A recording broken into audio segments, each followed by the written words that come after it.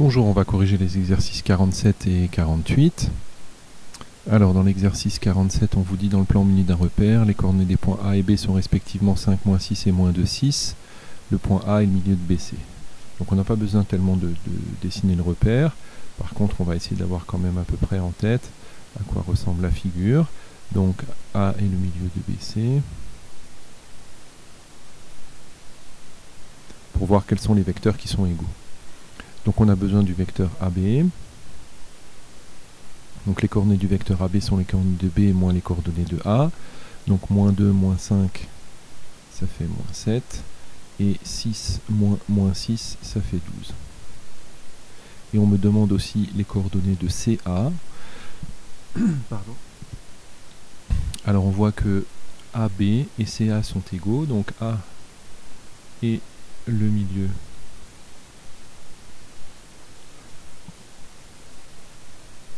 de BC, donc le vecteur CA est égal au vecteur AB. Et donc, ils ont les mêmes coordonnées. Deux vecteurs qui sont égaux ont les mêmes coordonnées. Moins 7, 12. Voilà pour l'exercice 47. Dans l'exercice 48, dans le plan menu d'un repère orthonormal, on considère les points ABC dont on donne les coordonnées. Quelles sont les coordonnées du point D, telles que ABCD soit un parallélogramme.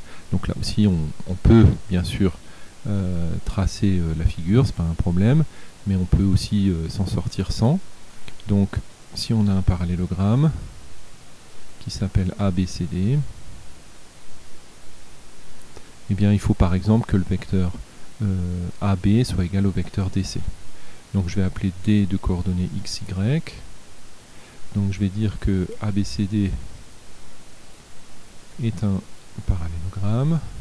Ça équivaut au fait que les vecteurs AB et le vecteur DC, vecteur AB et DC soient égaux. Maintenant je cherche les coordonnées de chaque vecteur. Alors les coordonnées du vecteur AB sont les coordonnées de B moins les coordonnées de A. Donc 4 moins 1 ça fait 3, 6 moins 4 ça fait 2. Et les coordonnées de DC, c'est les coordonnées de C moins les coordonnées de D. Les coordonnées de C c'est 2 et 3. Et les coordonnées de D c'est moins X moins Y.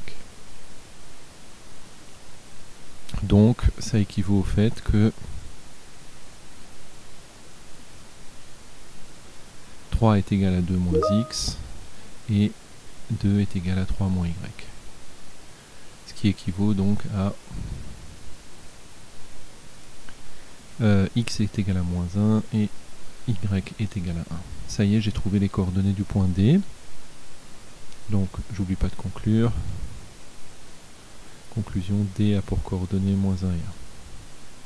Et puis finalement il faut démontrer dans la deuxième question que ABCD est aussi un losange. Donc un losange, un parallélogramme, pardon, ayant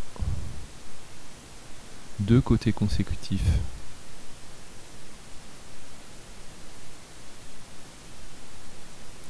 de même longueur. Pardon, j'écris très mal.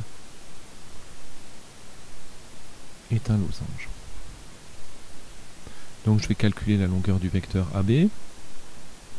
Donc la longueur du vecteur AB c'est racine carrée de 3 au carré plus 2 au carré.